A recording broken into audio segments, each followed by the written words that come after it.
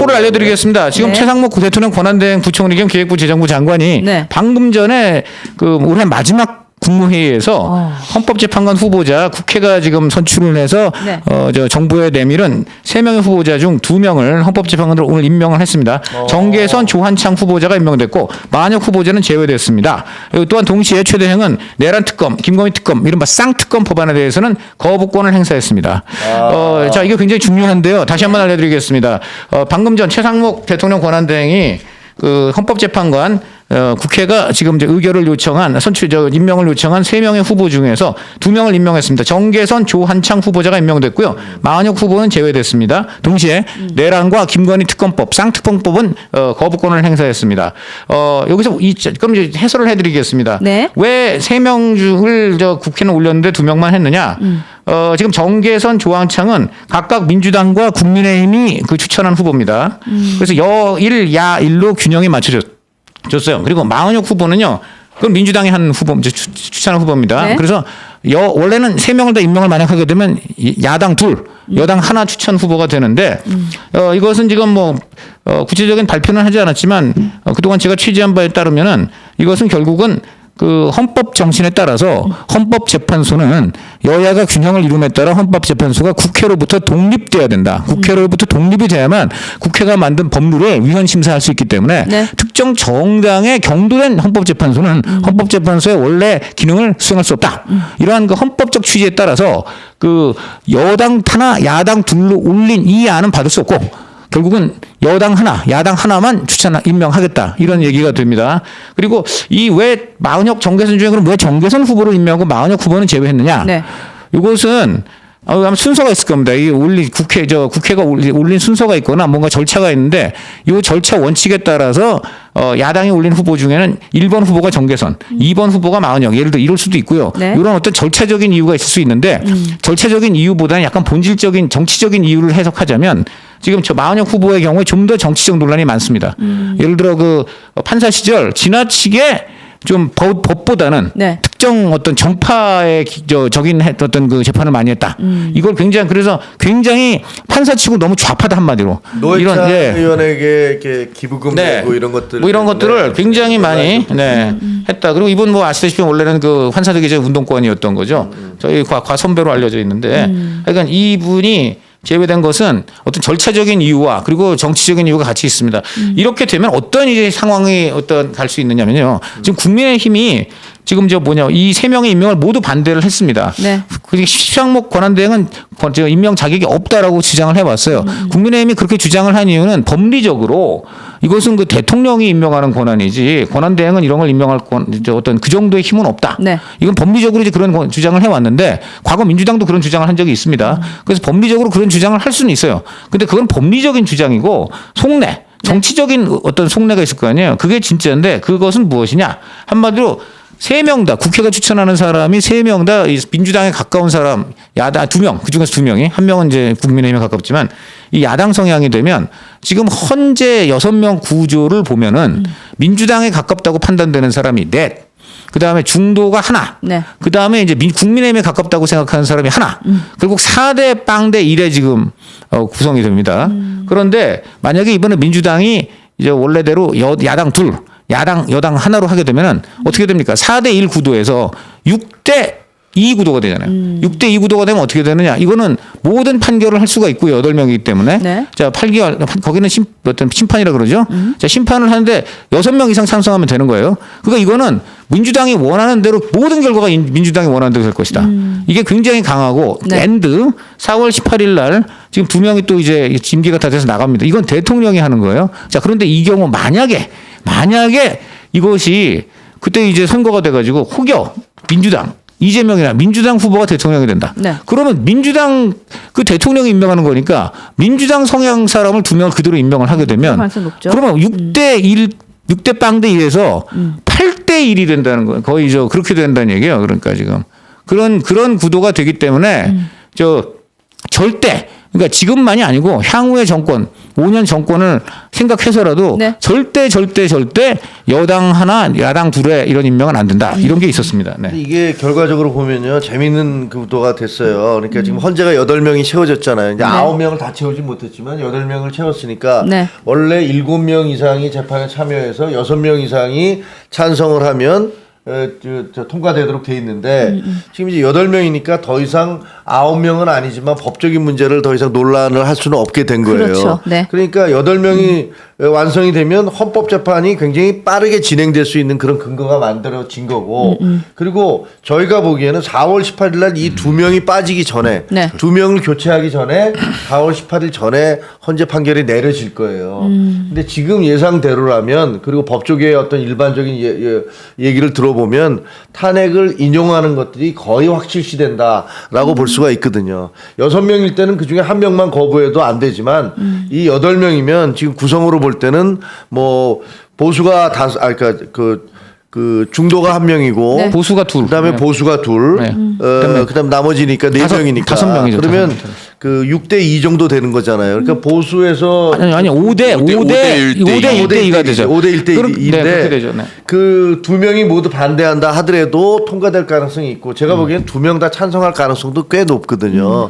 그러니까 그렇게 되면 4월 18일 날 2명이 빠져나오기 전에 인용이 될 가능성이 되게 높다. 그러면 4월 그냥 예상하기에는 4월 초쯤에 아마 헌재 판결이 내려지고 그때 인용이 되면 우리는 아마 6월 초 대선으로 가지 않을까 그럴 계산이 나오죠. 지금 그래서 제일 문제가 되는 게 바로 이재명 대표의 선거법 2심입니다. 이거를 조희대 대법 지금 이것이 무엇이냐면 결국 최상목 부총리가 네. 어떻게 보면은 지금 균형을 잘 맞춘 거예요. 여당이 원하는 그 야당 너무나 야당 일색의 헌법재판소 구성을 막으면서도 지금 6명 헌재로는 도저히 아무것도 못하기 때문에 이건 당장 무슨 한덕수 대행도 돌아올 수가 없어요. 6명 갖고서 지금 결정을 못한다고 그중에 1명이 지금 이른바 이의를 제기했기 때문에 6명이 지금 심의까지는 몰라도 결정을 내릴 수가 없으니까 헌재가 아무것도 못한 상황이 된 겁니다. 그래서 헌재가 이의를 할 수 있게 만들어준 거예요. 첫 번째.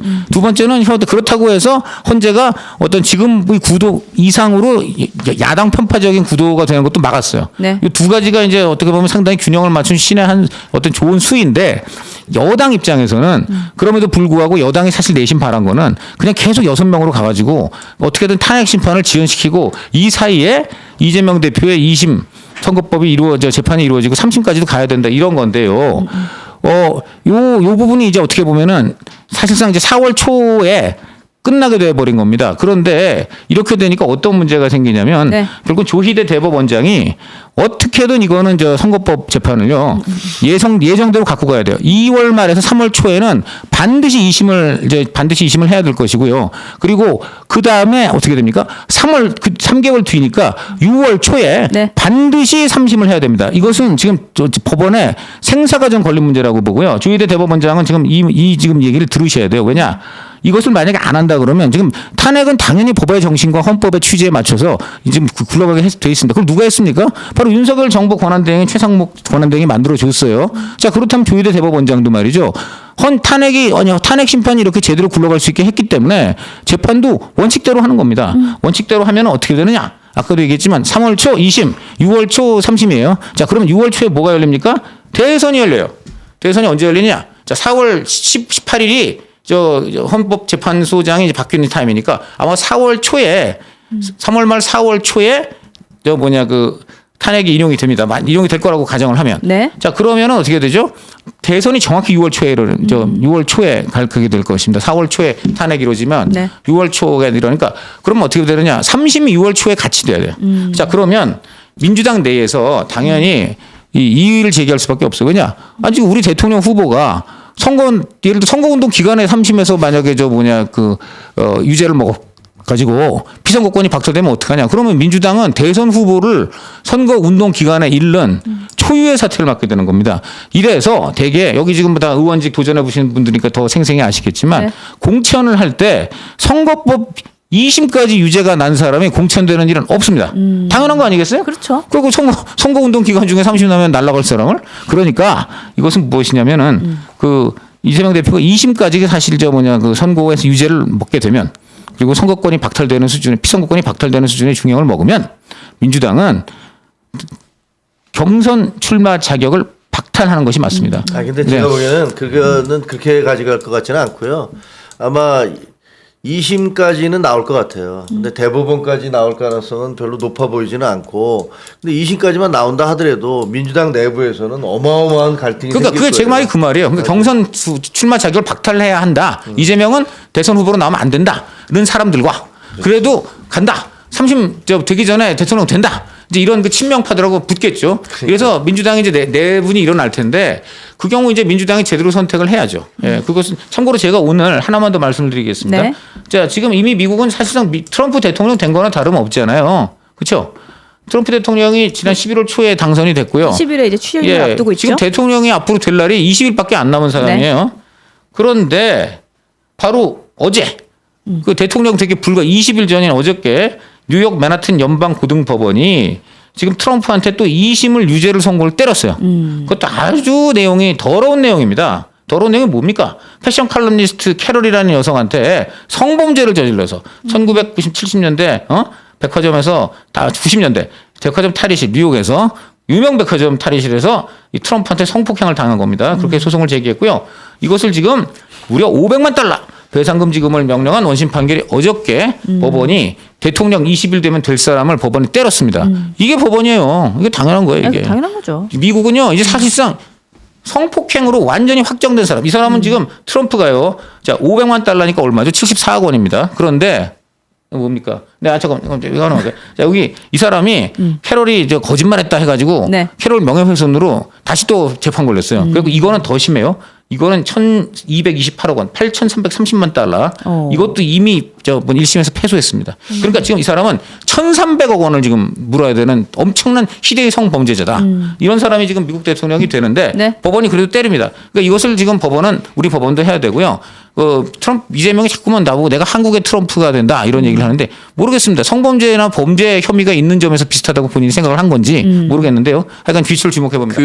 저기 조선노동당에 대북 송금한 거 네. 그거 제3자 뇌물죄 인정되면은 네. 몰수 추징 이런 거 당하면 얼마나 당할까요? 그다음에 몰수 추징. 저기 대장동, 백현동 관련해가지고 대장동 관련해서는 저기 성남시가 저 소멸시효 문제 때문에 손해배상 소송 들어가지 않았나요? 그거 나중에 저기 배임한 거 인정돼가지고 이재명 대표 개인이 만약에 배상 책임을 진다면은 어떻게 될지 그 금액도 궁금하고요. 그러네요. 그다음에 만약에 민주당이 이재명 대표의 선거법 그 위반 판결이 확정이 돼서 434억 반환해야 되는 상황이 생기면 민주당이 그거 그냥 다 민주당 돈으로만 반환하겠습니까? 이재명 전 후보에게 구상권 행사해야 되는 거 아닌가요? 그건 그러면 당연하죠. 그거 네. 다 합하면은 한국의 트럼프 될 수 있을 것 같기도 해요. 제가 이 방송 끝나고 좀 더 연구를 해서 나중에 박사 논문을 한번 써보는 걸로. 기대하도록 하겠습니다. 일단 저희가 조금 더 얘기를 나누고 싶은데 우리 송 변호사님은 지금 다른 일정이 있으셔서 간단하게 인사 한번 네, 하시고 그래서 네 저희끼리 또 이어가겠습니다. 네, 저